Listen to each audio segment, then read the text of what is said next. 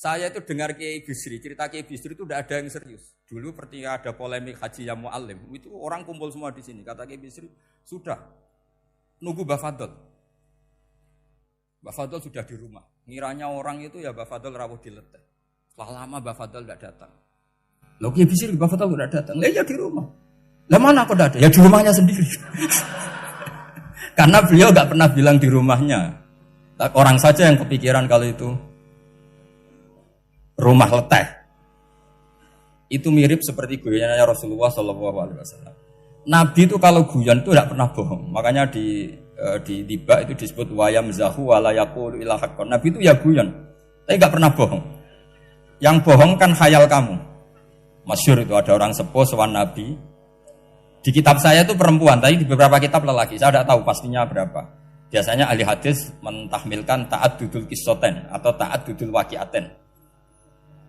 Oke, kita bayangkan itu perempuan. Ya Rasulullah, saya ini tergesa-gesa, nanti takut kemalaman. Ini orang sepuh. Jadi jangan kamu bayangkan Nabi Suwani wong ayu nom nanti jadi hoax. Orang sepuh.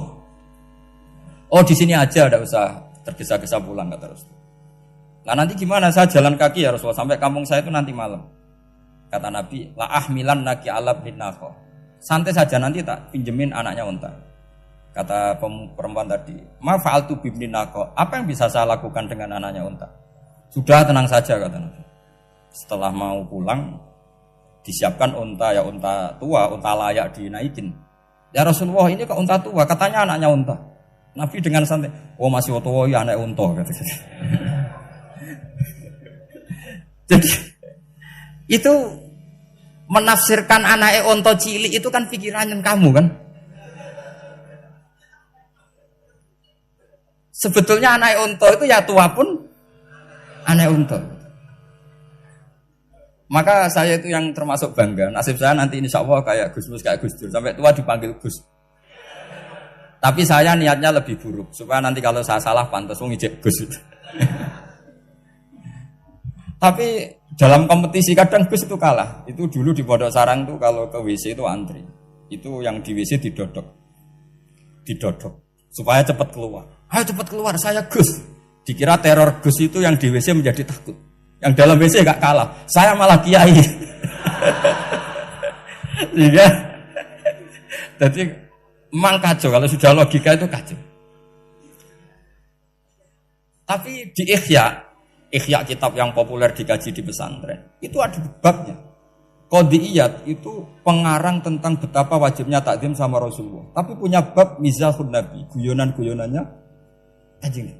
Cuma Nabi seninya tadi wala yaqulu illa haqqan. Meskipun guyon itu enggak pernah bohong, itu butuh seni itu. Bohong guyon tapi tidak pernah bohong. Tapi umatnya ada saja yang pernah niru. Ya termasuk Kiai Bisri tadi. Sudah nunggu Mbah Fadl, sudah di dalam. Ketika ditunggu ternyata ya dalamnya Mbah Fadl sendiri, bukan di dalam apa? Ada seorang raja yang gemar kawin karena orang Arab gemar kawin. Itu setiap ada perempuan cantik ingin dinikah. Nikah itu masih baik, jadi sampai tidak usah anti. Soal kamu dengki sama orang poligami itu ya hasud gitu. Yang layak biar poligami, asal ada yang mau dan siap-siap ada tambah satu, hilang satu. Biasanya. Singkat cerita dia itu cinta sama seorang perempuan. Nah perempuan itu ditanya-tanyakan sama pemuda situ ajudan dia. Gimana saya boleh nikah itu? Jawabannya tadi kaifa tankihuha wa qad ra'aitu qabbalaha rajulun. Kok kamu nikahi gimana? Saya pernah melihat dia itu dicium seorang lelaki. Kamu itu seorang raja, masa nikahi perempuan yang pernah dicium seorang lelaki? Wah itu miso-miso raja. Udah enggak. Saya ini raja muslim soleh, masa nikahi orang yang pernah dicium lelaki? Suatu saat si pemuda ini menikahi perempuan itu. Mangkelnya bukan main, karena dia saingan sama raja, gak mungkin menang. Satu-satunya menang itu bikin hoax tadi itu. Ini cerita ini di Ithaf, di sarahnya Ihya. Kamu kira di cerita Alfu Yaumin wa Lailatinnya Abu Nawas, enggak, ini cerita di Ithaf. Kitab yang sangat sakral karena sarahnya apa? Ihya. Setelah nikah, maki-maki raja. Orang tidak punya harga diri. Perempuan pernah dicium orang kok dinikahi. Tadri mandalikar rojul, kamu tahu siapa lelaki itu? Huwa abuha, yaitu bapaknya. Oh terajan wasem, enggak ngerti kok. Jadi apa kiai-kiai dulu itu rileks. Sehingga saya datang ke sini ketika diminta sama Mbak Mus. Sebenarnya enggak diminta, diperintahkan. Karena pasti pakai agak-agak otoriter gitu. Karena di atas kita, jauh di atas kita. Mbah Mun guru saja manggil beliau Leh. Karena kita tahu Mbah Mus punya ibu, ibunya itu binti Khalil Harun. Mbah Khalil itu, saya punya manaqibnya banyak tentang Mbah Khalil Harun. Jadi beliau itu adiknya Umar Harun. Mbah Umar Harun itu dulu alim-alimnya Ki Sarang, setelah Mbah Ghazali itu Mbah Umar Harun. Termasuk Mbah Khalil Harun yang ngaji sama kakaknya Umar Harun. Setelah beliau alim alama, singkat cerita setelah menyelesaikan pendidikan, pindah ke Kasingan itu dibawain santri oleh kakaknya namanya Umar Harun. Nah Mbah Harun itu punya istri namanya Mbah Sinto, itu saudaranya Mbah Ghazali. Makanya Mbah Mun manggil Mbah Mus itu Leh, karena Mbah Mun ke Mbah Ghazali itu Mbah Mun Nyai Mahmudah binti Ahmad. Ahmad ini bin Su'aib. Su'aib ini juga menantunya Mbah Ghazali. Terus Mbah Ghazali, berarti Mbah Mun dari Mbah Ghazali generasi kelima. Kalau Mbah Mus kira-kira ya Mbah Mus, Nyai Bisri, Mbah Khalil. Nah Nyai Sinto ini sudah saudaranya apa? Mbah Ghazali. Berarti Mbah Mun dengan Gus Mus itu kalah satu tokoh di urutan nasab. Makanya manggil apa? Lih. Tapi Mbah Mus orang baik, tidak pernah manfaatkan itu. Yang sering manfaatkan Mbah Nawawi itu. Karena pernah sepuh itu, wah, sembrono kalau sama saya itu. Saya di mana-mana itu digosipkan murid beliau. Ya saya ikhlas saja. Itu satu-satunya harga diri Mbah Nawawi, ya saya ikhlas.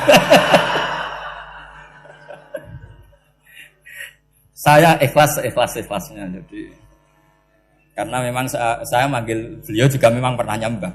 Buyut saya kandung itu namanya Maimunah, itu mbaknya Mbah Dowi. Jadi saya ini juga Bani Lasem.